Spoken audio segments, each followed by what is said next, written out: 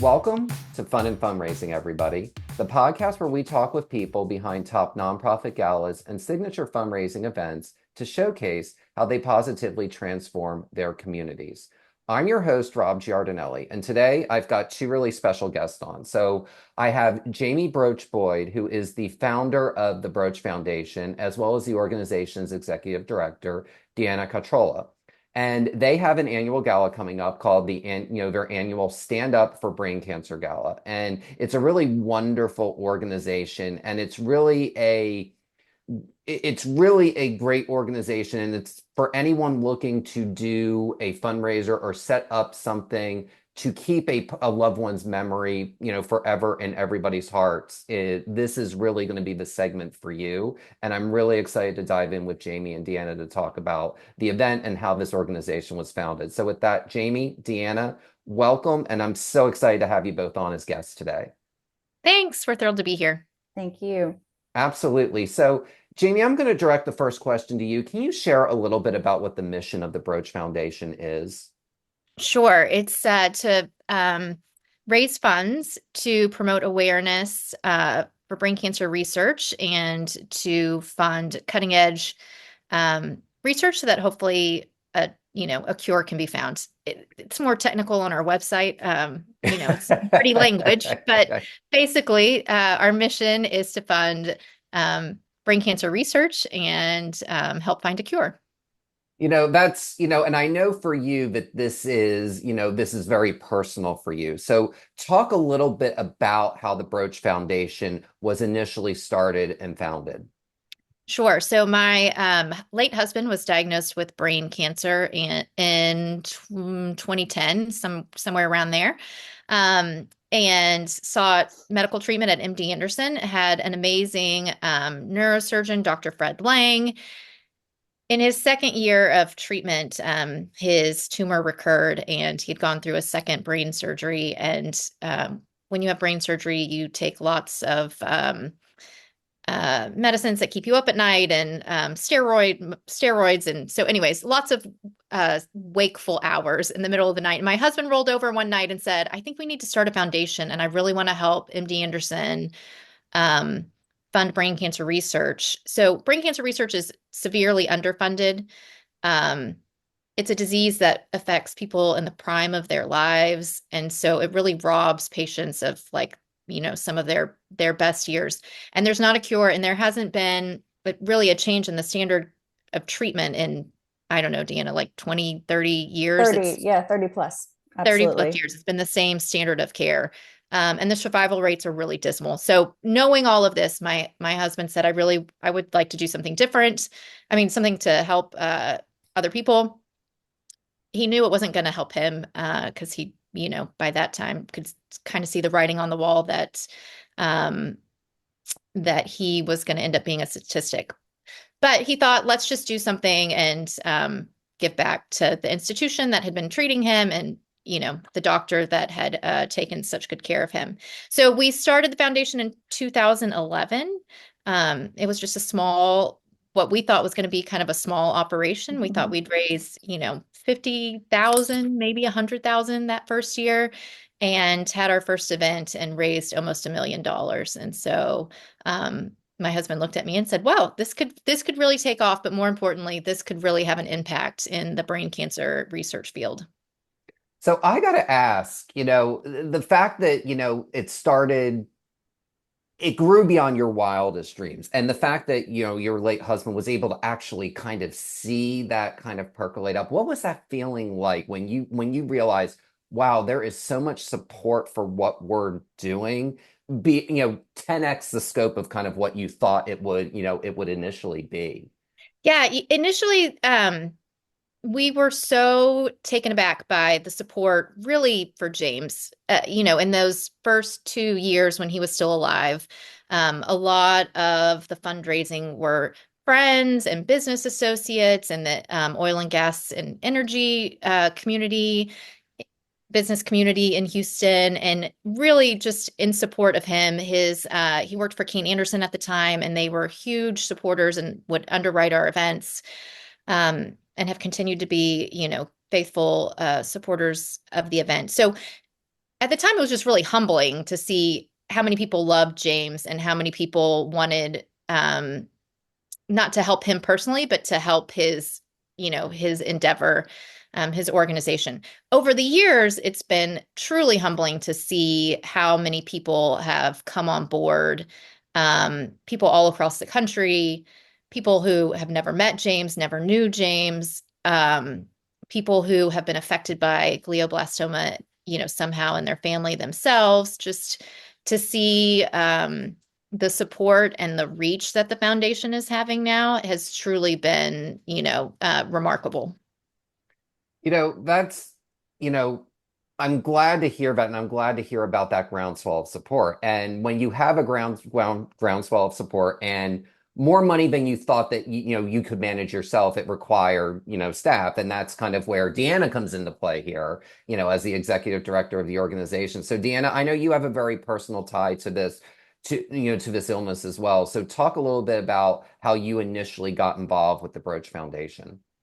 Right. So Jamie and I knew each other from, we were colleagues actually at prior workplaces.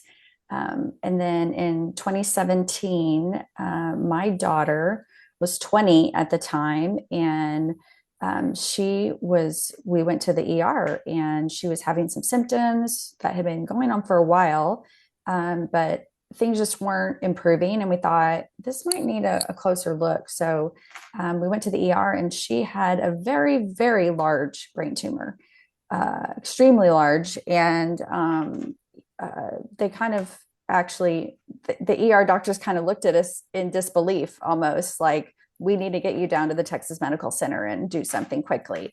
And I knew that Jamie had this connection with the Broach Foundation. I had known about her husband, and so I wasn't sure what to do at that moment. But something inside of me just said, I need to stop here. And everything was kind of swirling around us. I was in the ER at the time, and I was like, I think I need to call Jamie.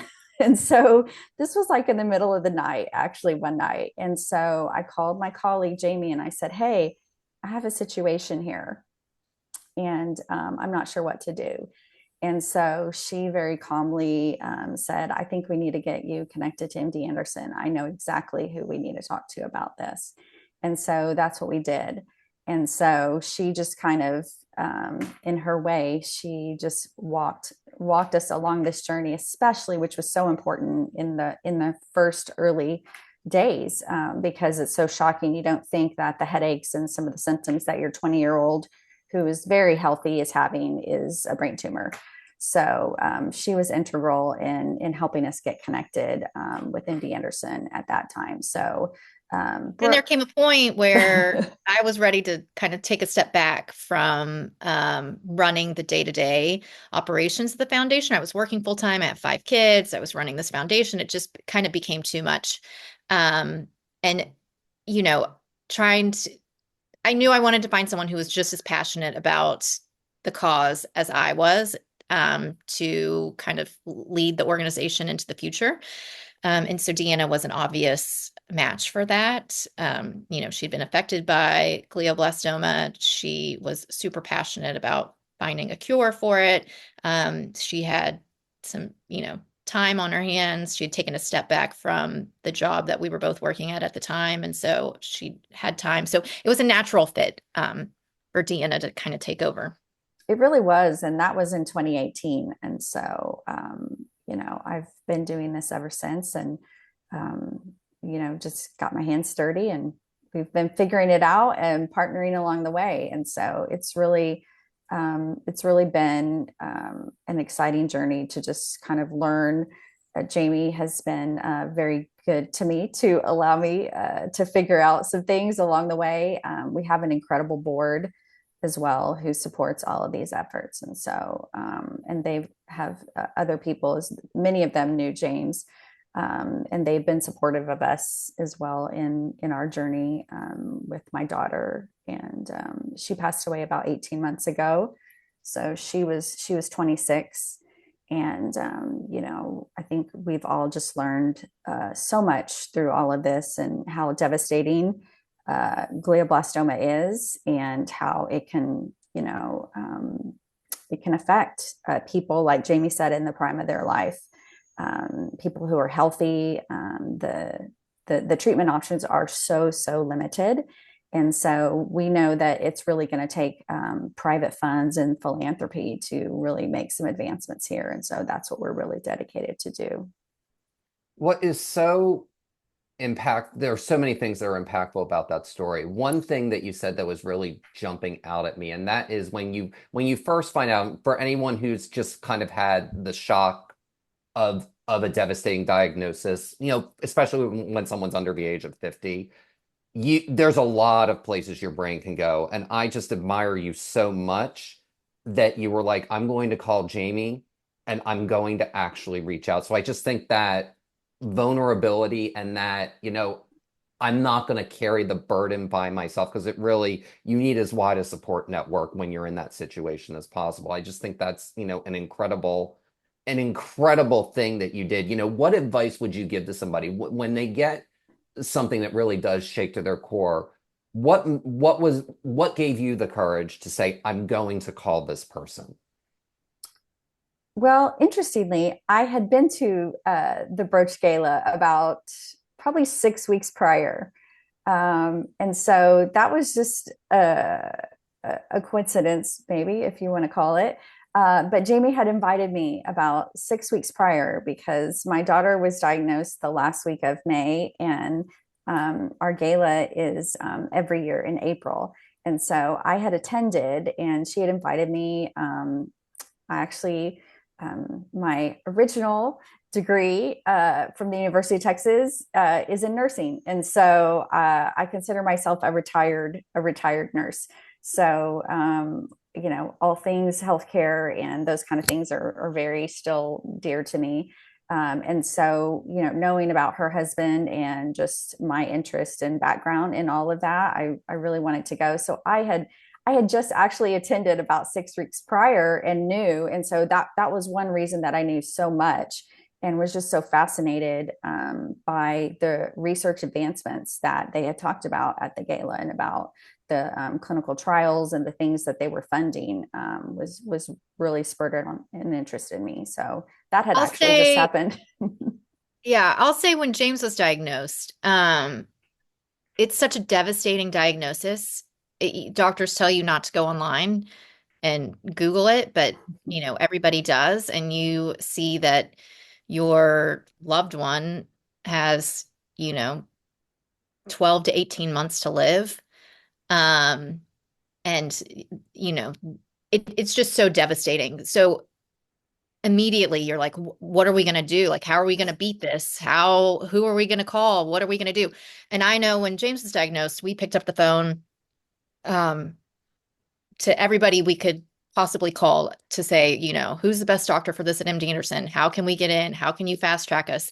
And I don't think it was necessarily being vulnerable to pick up. I think it was more just sheer panic, really. Like, we need all the help we can get, and we need it immediately. And who can we call to help get us to the right place? That's how it was, at least for us. I would have been willing to knock down anyone's door in those first months to get to the right person, the right doctor, or the right hospital, or the right treatment facility, or thankfully it was in our backyard, at MD Anderson, 2 miles away. But if it had been in New York, I wouldn't have hesitated to try to track someone down that could help. Wow. And thank you both so much for sharing that. And it really goes to show the work that you are doing really does make an impact, and a huge difference. And Jamie, I'd love to ask you, what advice would you give to somebody who's looking to set up a foundation, whether they're still here like your husband was at the time, or for someone who has lost somebody and really wants to establish something that really allows their name and their legacy to be a force of change for good? Yeah, I guess, the first question I would tell someone to ask themselves is this something you're committed to for the long haul? because it's a lot of work to set up, a foundation. It's a lot of reporting requirements with, taxes and different, different reporting requirements. It's a lot of there's just a lot of work that goes into it. And so, my husband wanted to set up a foundation, and at the time I was like, sure, honey, whatever you want to do to take your mind off of this. And so, I kind of stumbled into it, but now having done it for so many years, um, I don't think it is for everybody. I think you could, and there are lots of groups that are involved with the Broach Foundation who host their own fundraisers in honor of their loved ones, and then donate the money to the Broach Foundation to for us to grant and put to work for research. And for a lot of people, that is a much better way to honor their loved ones, to feel like they're making a difference, to involve their community and their family without having to set up this super formal organization. So, my first question I ask people is, what do you want? What's the purpose of this organization? Is it, just to raise some money and honor your loved one? Are you going to want to do this for the next 10, 15, 20 years?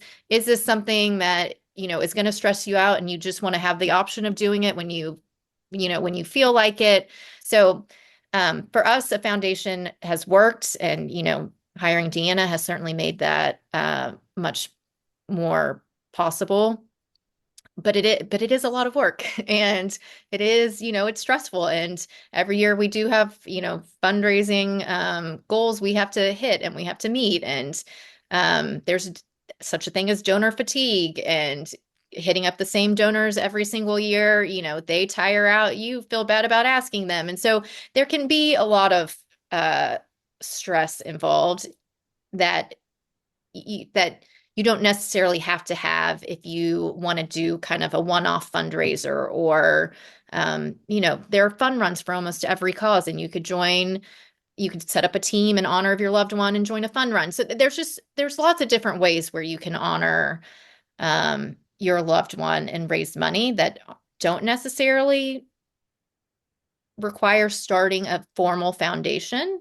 But if people want something that's going to last in perpetuity, and really, I like to know, it's great seeing where our money is going and exactly what research it's going to and how it's being put to work, and to see research that we started 10 years ago in the lab now reaching patients in the clinical trial setting. To me, that is really rewarding. And the Broach Foundation has a very different kind of funding model, in that, the NIH will grant institutions lots of money for late stage research. And that's great. And every research lab needs those NIH grants. But you can't get to late stage research without early stage research. And NIH and, ginormous foundations aren't going to fund that early stage research because it can be really risky. But there are 4 drugs approved to treat gliblastoma right now, and 1 device, and none of them have moved the needle at all in patient survival rates. So, we know, like, just the safe research is not going to get us to a cure. So the Broach Foundation has really been willing to kind of fund some out of the box, more creative thinking research that now, years later, is really having a big effect in the research field and is translating to other types of cancer. And so that's all exciting. And so I enjoy that, and I enjoy, learning about that and seeing that, but that's not necessarily for everyone. Having to keep up something year after year isn't necessarily for everyone. And so I think people shouldn't feel bad for not wanting. I know you asked, what's your advice for creating a foundation, but I guess my answer is, I think people should feel bad if they want to raise funds and honor their loved ones, but don't want to create a foundation and want to do it in a more simplistic manner. I'm And it really costs glad money. you brought that up. Absolutely. I'm really glad you brought that up, that there are so many different ways that you can honor a person. I especially love that you have people that will do fundraisers and donate to the Broach Foundation so that they can do their part, keep that loved one alive. And it's kind of a tide that lifts all boats. If you have several of those, you're going to get a good amount of money that can go to the research, and it's almost kind of a collective bottoms up approach. Right. And I really think that's amazing. Yeah. And the other thing about starting a foundation is you have to have donors, right? Like you have to have the connections and the donors and the donor base. And yes, you build that over time, but you do have to have that donor base, that initial donor base. And like I said earlier, we were just really fortunate that the business community that James had worked in for so many years was really supportive of him and our efforts and the foundation, and still continues to be. And so that donor base was kind of built in from the beginning. Now it's warped and evolved and changed, and some people have gone and others have come. And so it's constantly evolving. But that could be the hard part about starting a big formal organization like that. You can't rely just on your friends and family to fund it for the next 15, 20 years. So do you have a plan in place? Do you have a strategy for how you're going to go out and find, these other donors that will show up year after year? Thank you for sharing that. And, there were so many good tidbits in that. And one of the things that you had mentioned in your answer was talking about donor fatigue a little bit. And I definitely want to turn to talking a little bit about the gala. And I'd love to, direct this first question to Deanna. And, you have when you shared earlier that, you were a guest, a few weeks before your daughter had gotten diagnosed. So I'd love to understand, as now that you're on the other side as an executive director and, you're kind of on the host side asking for the funds, how important is a gala and signature fundraising event in helping you build strong long-term relationships with donors? Well, it is our most important event. It's the thing we do year after year. This year is our 13th annual event. So for us, it is our main, largest annual thing that we do. Now, we have been fortunate that over the last few years, I would say even this year, we have the most of these side events that are coming along, like you said, to support holding the boat up. And so that's really exciting. And I think that is because of these relationships that have been developing over the years. So we're really excited about the growth of that as well. But our gala really is the number one thing. And so, we start planning that practically the day after the gala. And so we The start thinking about beauty next year, and the true beauty of a gala is that, we're limited by how many tables by the venue. So we do our event at River Oaks Country Club. You can fit a max 50 tables in there. So 50 people are going to buy a sponsorship, or 50 companies, or, are going to buy a sponsorship, but the room holds 500 people, right? So you have 50 people paying the bulk of the money for these sponsorships at the gala, but then they're each bringing 8, 9, 10 people along with them. That gives just this big exposure to the foundation of people that might not otherwise be familiar with it. And then, those people feel compelled to donate throughout the evening or later, or host an event later, or a loved one gets a diagnosis and then they want to get really involved. But it's, the gala really is the our biggest point of exposure in the community. I'm glad you brought that up. And I actually want to go back to something that you had said in one of your earlier answers, and that was that first event that raised $1 million. Because I've seen over the years, there are some folks that can raise a ton of money the first year and then it doesn't go anywhere after that. What made you realize this has legs for us, that I can do this 13 years? I don't want to say you were thinking that at the time, but that you can sustain it for many years. Yeah, well, I mean, $1 million is a lot for any organization to raise Yes. in 1 year. And that first year it was shy of $1 million, but I think the next year we did hit the $1 million mark.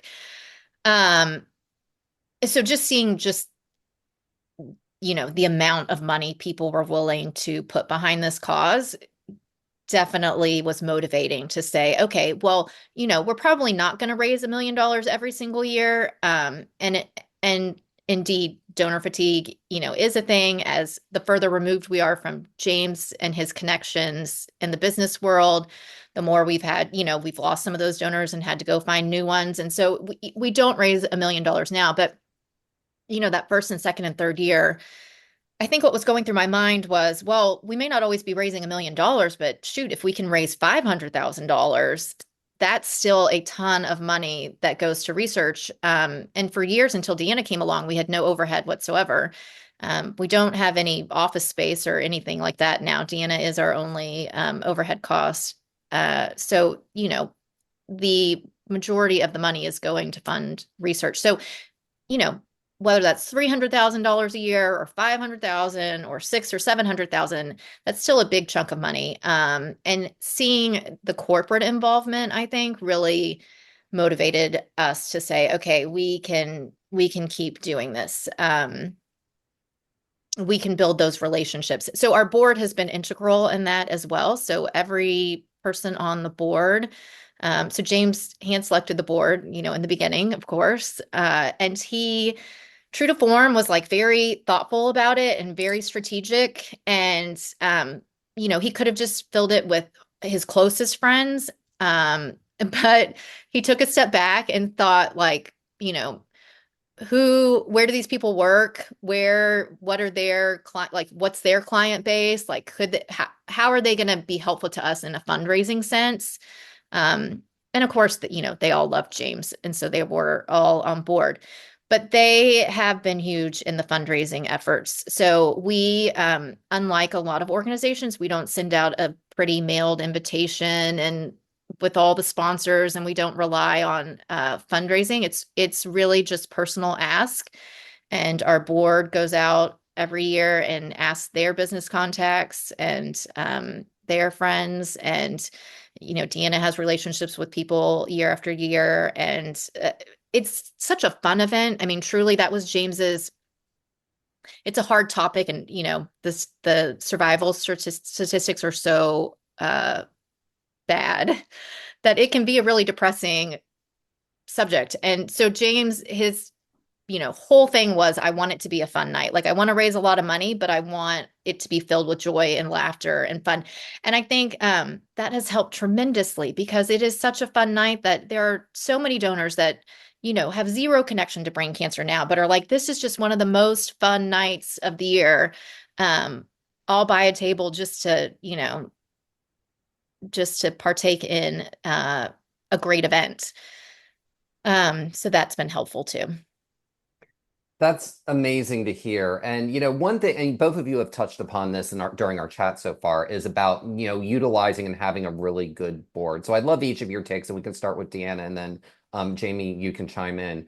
But how do you all utilize your board for the gala specifically? Because you've talked about finding the connections and all that, but how do you utilize the board to help really optimize the fundraising for for the Stand Up for Brain Cancer Gala?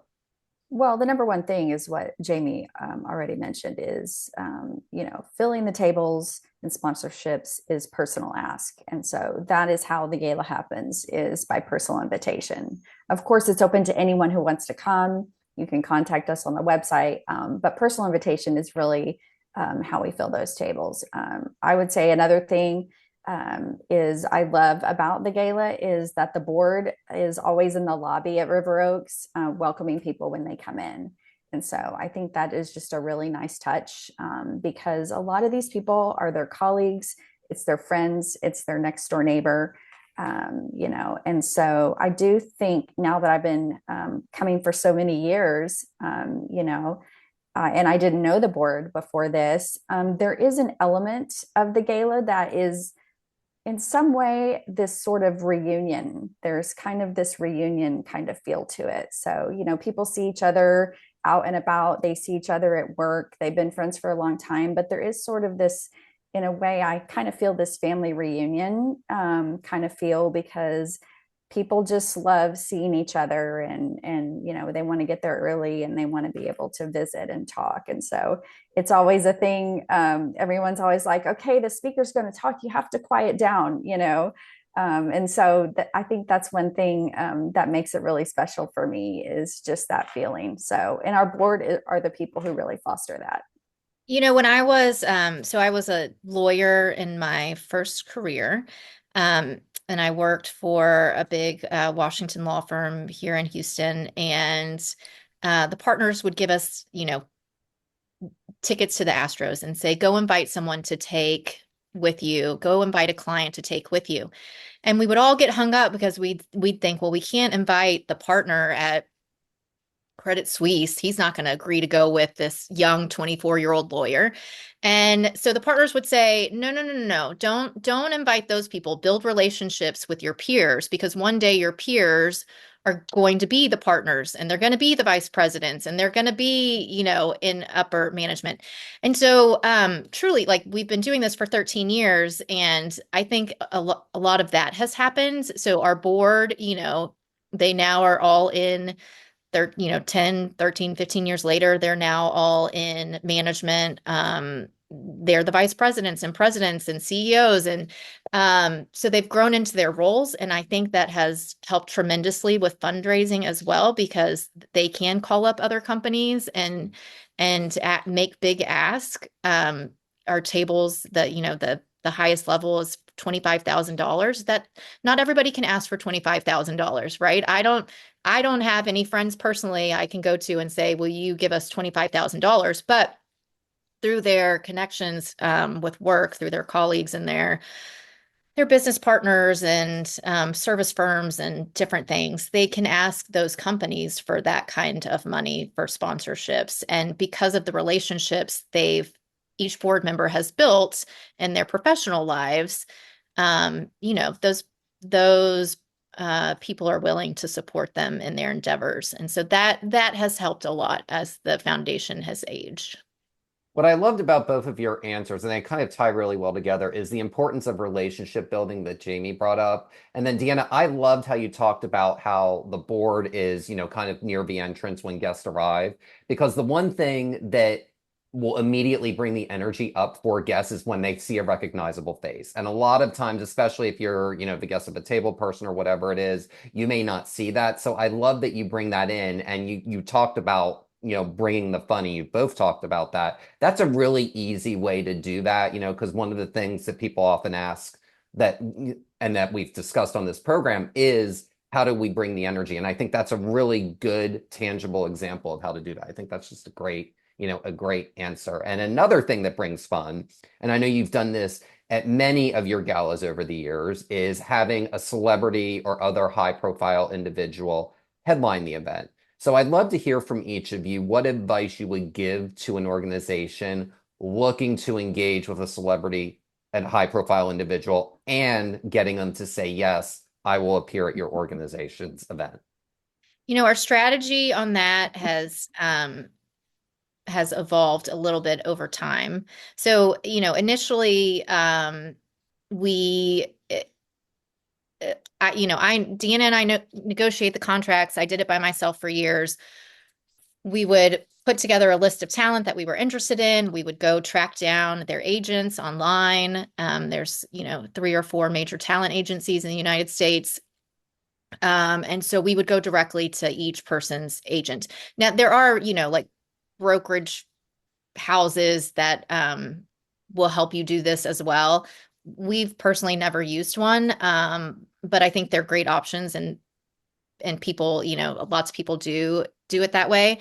But we've gone directly to their agents, and that's a lot of relationship building too. Like, hey, it's a new year, it's a new gala. Who do you have for me? Who would be in this price range? Who do you think would be willing to do our event? It has, I think, as comedians, like, they've just gotten more expensive over the years. And so it's become a little bit harder to find people that are well known enough that, that is recognizable, that we think are really funny, that are going to be appropriate for our audience, and that are in our price range. We have a number we're not willing to spend over, because we want to be good stewards of the foundation's money. So Deanna, tell us a little bit about how your point of view in engaging and approaching celebrities and other high profile individuals for their event. Well, what I would say is start early. There we do have relationships with all the different agencies that get talent for us, and so we kind of know who we go to every year. And so generally, we don't start more than a year ahead, just because they won't open their books for those dates. And so you really can't engage with talent more than a year out. But once we have the date for the next year, we kind of start to engage with that. And so one thing I've learned over all these years now is the negotiation phase is long. And so we do a lot of work with the board to look at, here's who's available in our price range from, let's say, the 3 or 4 different talent agencies that we work with, and we have specific agents that we work with. And so I send out links to everyone. We have board meetings about, who do you like, who's funny, who do you think is not funny, who is inappropriate, like, who do you have concerns about, and so we really kind of whittle it down to maybe the top 5. And so and then I start engaging around that. And then once we can make a formal offer, that's when the real, negotiating gets going. And so Jamie and I work on that together. Very grateful for her law degree in that aspect. And so I'm always grateful to have her experience there. And so what I've learned is that there is some patience involved, and it does take some time. And so it's not a quick process. I'm just like, hey, let's go. We know what we want. They've agreed to this price, and we're good. Let's go. It's not that quick. And so unfortunately, it can take easily 6 to 8 weeks to negotiate a contract. And, there's some fatigue on my end because I just think that this should go a lot faster, so that's my biggest thing, is start early. And, we really do try to do that. Like, for sure, I'm getting a list together of names by August, so that we can have our board meetings and start looking at that for our gala in April of the next year. So, I was going to say one more thing. Sorry. Yeah, no, go ahead. My internet dropped there for a little bit. I was going to say one more thing about actually engaging with the talent. I think the other thing is, you got to be really normal. These are normal people who are coming to do a job, and they don't, you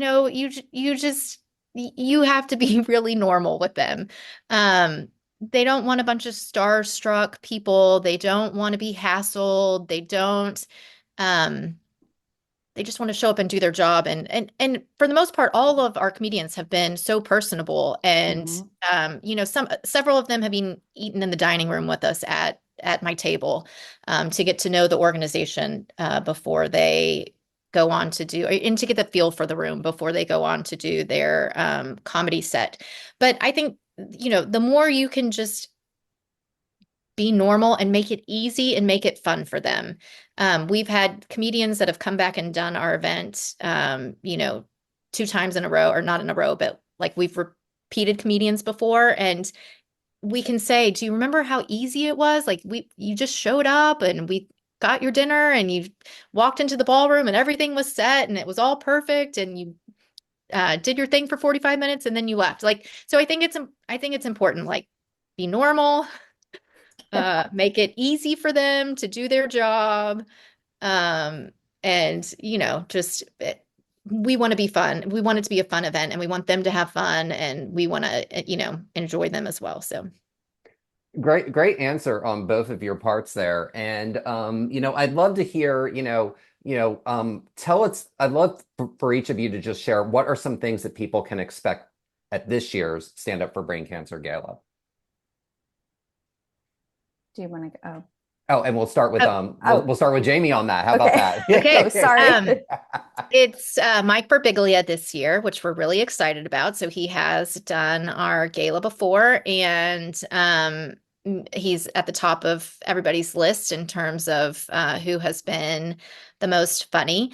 So I think it'll be a great night from a stand-up comedy part. You know, our the other the other thing about our gala and that makes it kind of unique is that we don't have any sort of auction. There's no live auction, there's no silent auction. We tried a silent auction the very first year, and James just was like, you know, it was a lot of work, number one.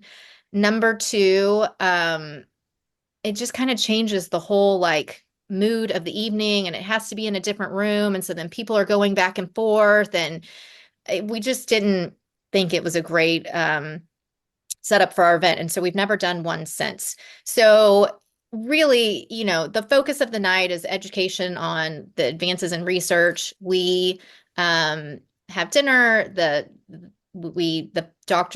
researcher we primarily fund gives an update, which is always fascinating, about the research and the progress that's being made. We show a video each year that kind of highlights typically a patient story. The boys and I are on it.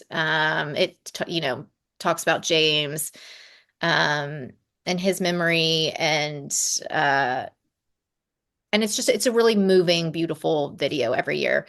So we show that, and then people make donations on a card in lieu of like a silent or live auction. And then we take a break and reset and let everybody refill their drinks, go to the bathroom, get up, walk around, talk with their friends, and then everyone sits down again at their tables, and the comedian comes out, and we all laugh for an hour. And then we have an after party in the dining room with more cocktails and drinks. So, and the reason we do that is because I don't know, you've been to a gala before, I'm sure, and there are people up there talking and you can't hear them because everybody at their table wants to sit around and visit and talk. It is so important to us that people really listen about the research, especially like that. That's why we're here. We want people to see the impact their dollars are making. We want them to understand. And the research is very nuanced, and it can, you know, so we really, really want people to listen. And our audience's credit, there is very little talking during. I mean, it is pretty silent during the video and during the doctor's speeches. But in order for that to happen, we promise them like there will be plenty of time to socialize. We promise you can talk at dinner, you can talk at the break, you can stay for 2 more hours afterwards at the after party and visit with all your friends. Like just give us these 20 minutes of not talking so everyone can hear. So. Well, I think that's great advice. And, that's one of the things in my experience, having attended a good gala from a great gala knows that everyone's time is finite. And that also means the program is finite. There are so many different avenues and there are so many different things that could really tug at the heartstrings. But having people listen to that for 45 minutes or an hour could be too much. If you make it a more condensed time, it's definitely going to be more impactful. And the great thing is if you do a gala every year, but next year you can talk about a different beat or a different element so that it's not necessarily the same thing over and over again either. I just think that's a really great sage piece of advice to allow for that connectivity and that mingling. And when people have fun, they come back the next year. Certainly. I think that's great. And Deanna, do you have anything to add with what Well, I guests would can just say expect this one year? thing that makes our gala a great event is that our board really knows the audience. And so we create just a beautiful and fun environment. And for us, I think from a success standpoint is that we focus on the fundamentals. And so like I have not seen, a 10% change in what we do basically in all the years that I've been working with the foundation. And so I think that's one thing, we'll talk about, hey, let's talk about next year's gala, any feedback from this one and a board meeting, let's talk about it. And truly, I think that when something works, you kind of stick with the fundamentals of that. And I kind of feel like we sort of have a template of something that people really enjoy and that we like. and people want to come to. And so we don't really try to reinvent the wheel every year. And that, I think that has worked for us, and people kind of know what to expect when they come. And so I think that's one thing that has also made our event successful year after year, is that we're not trying to do something different every year, you know. We want people to have fun. We want people to laugh. I think River Oaks Country Club was shocked the first year at the amount of alcohol that we served during the event. But I mean, truly, people don't want to sit down and then not have a wine glass refilled the entire night. So it's like back to the fundamentals that Deanna was talking about. Like, we get very strict instructions about making sure glasses are refilled throughout the evening, except during the comedian's set. But that's why everyone gets up and gets their refill before they sit down. And we want pretty tables, and we want the paper. There's a board member who has her own stationery and graphic design company, and has done all of our paper since inception. And it's beautiful. It's a really pretty table. The flowers are simple. We don't go over the top and spend, ridiculous amounts of money on them. They're all low centerpieces so people can talk over each other. And so we don't worry about decorations. For this event, it's not about like walking into this spectacularly decorated ballroom. The draw is the comedian, truly, and so you don't need a lot of decorations for that. But we want it to be appealing. We want it to be pretty, and everybody knows they're going to get a good meal from River Oaks Country Club. I mean, it's banquet food at the end of the day, but it's like, at least it's some of the nicest banquet food you can get in the city. So you're going to get a good meal. You're going to, if you want to have as many glasses of wine as you want, that's available to you. And it's going to be done really well. So I think that, we're not over the top. And I love walking into galas that are just, an explosion, a visual explosion. That's not us. I just don't want to, that's not where I want to spend the foundation's money. And it's just not needed, because the venue's nice, the tables with all of, the paper and the program and the donation cards. And, we pick punchy colors every year and make them, it's just pretty, and the flowers are simple. So it all kind of works. That's amazing. And, it goes to show you can raise a lot of money, and you just have to know and understand your audience and what's expected of them. And I've been in those grand rooms too, and they're great, but it's a different audience, and they want a different experience. If you're coming to see a comedian, the comedian's going to kind of be the star. You don't need the over the top flowers, because if you have this huge floral that goes 5 or 6 feet in the air, you can't see them. So Can't see them, right? So that works really well. Line of sight is important. The River Oaks Ballroom especially is kind of cut weird, like it's in the shape of a T. So if you're in the chimney part in the back, line of sight is important. We learned after the first year that sound is incredibly important. And if your whole draw is this 45 to an hour stand-up routine, and the people in the back of the room can't hear it, well, that is not going to be good for your event, right? And so we work with an audiovisual company to make sure we bring in extra sound for the back of the room. And we, we're not, it's definitely not it's a beautiful event. I think everyone would say that it's not a flashy event. But it works for us. That's amazing. And, I know we're coming up on time here, so I want to end with this one question that I ask all my guests. And we'll start with Deanna, and then Jamie, you can have the last word. And that is, what is one piece of advice you would give to somebody looking to plan their first gala? Well, I'll repeat something I just said. And I would just say, know your audience. Because I would say for us, I think that has been, that's been key. And so I know we've talked about that in board meetings about, even who we choose as the talent to come. It's so important that we not stray from, like, are these the people that are coming, are they going to connect with who this talent is? And so, I think knowing your audience and what you're trying to accomplish is really important. Fantastic. And Jamie, what about you? I would say, don't be afraid to start small. You don't have to start with a 500 or 1,000 person gala. You know, start smaller, and maybe don't be afraid to start more casual, like in a more casual setting, and then, gradually build up to a big formal gala. But I also would just say attention to detail is so important. Because you do want people to walk in, and you want them to think, well, this has been prepared for me. This has been, every detail has been thoughtfully considered. And it doesn't, again, like, we're not a super flashy gala, but our attention to detail is really high. And then, my third piece of advice would probably be keep it fun. Like, if it's fun, people are going to come back. If it's boring and stuffy and you're sitting at a table, just for hours on end, people don't want to come back to that year after year. And so, find some fun element. I mean, even in we have posters all around the room in the cocktail reception room before the event that say, you know, I can't remember the wording, but it's something like, listen up, everybody, we're on a schedule here. When the bells chime, take your seats, but it's just kind of lighthearted and fun. And so we, like, from our signage to just our whole approach to the night, we try to keep it very uplifting and fun, and an event where people are like, I don't know much about brain cancer research, or, I may not even feel particularly compelled to this, but gosh, that was a really enjoyable, fun night, and I want to come back to that.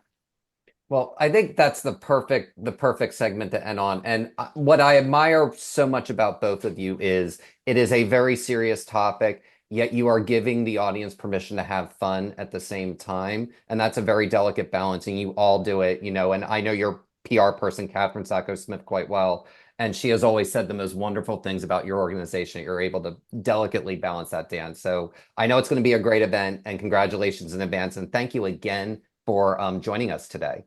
Thanks for having us on. Yeah, thanks for having us. Absolutely. And the Broach Foundation's 13th annual Stand Up for Brain Cancer Gala will be held on April 17th, 2025 at the River Oaks Country Club in Houston, Texas. For more information, please visit thebroachfoundation.org. And that will do it for this episode of Fun and Fundraising. I'm your host, Rob Giardinelli, reminding you to keep it fun, keep it interesting, and your guests will have a great time. Have a great day, everyone, and take care.